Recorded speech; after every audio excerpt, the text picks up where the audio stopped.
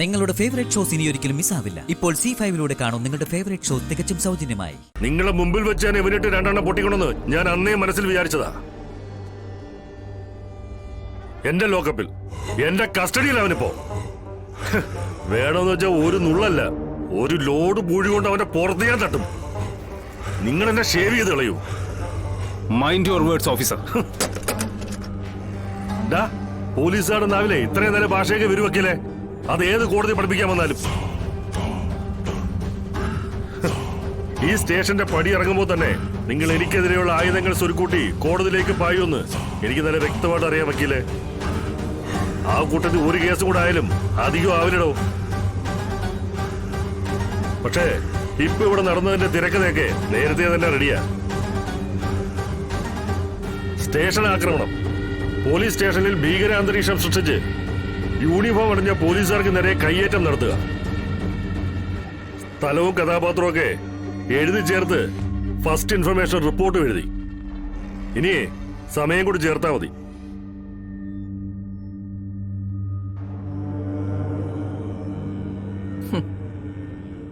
സമയം കൃത്യമായിട്ട് ഓർത്തു വെച്ചോ.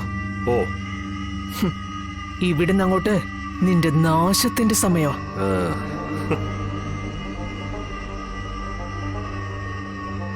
ഈ നിമിഷം ഓർത്ത് ഇനിയുള്ള ജീവിതകാലം മുഴുവൻ നീ ഖേദിക്കും. ഓ ആയിക്കോട്ടെ.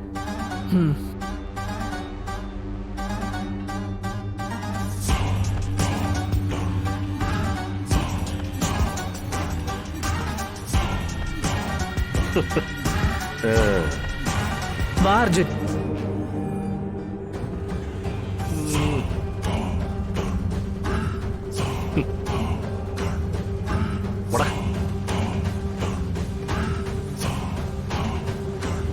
ഇപ്പൊ അങ്ങോട്ട് ഉണ്ടാക്കും.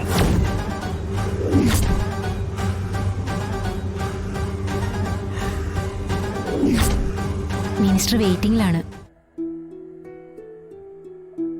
എന്നാ ഞാൻ ഇറങ്ങാം മോളെ.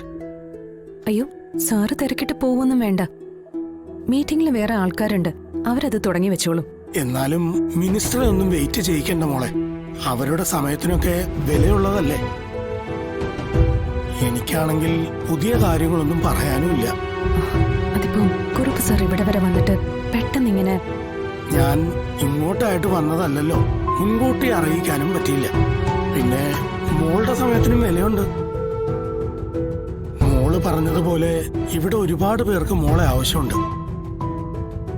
അന്ന് ശാരദാമ്മയുടെ വിരൽത്തുമ്പിൽ പിടിച്ചു നിന്ന 5 വയസ്സുകാരിയല്ലല്ലോ മോളിപ്പോ.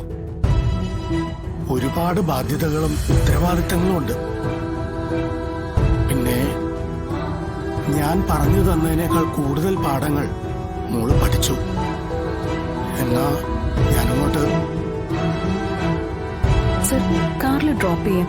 അയ്യോ വേണ്ട, ശീലമില്ലല്ലോ. നടക്കാൻ പറ്റുന്ന കാലത്തല്ലേ നടക്കാൻ പറ്റൂ. കിടപ്പിലായി കഴിഞ്ഞാൽ ആളും ആരും ഒന്നും ഉണ്ടാവില്ലല്ലോ.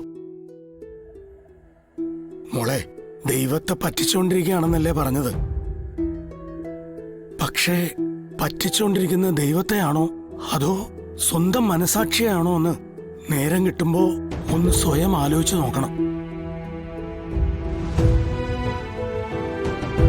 ഡൗൺലോഡ് ചെയ്യൂ C5 ആപ്പ്. കാണൂ എല്ലാ എപ്പിസോഡുകളും സൗജന്യമായി.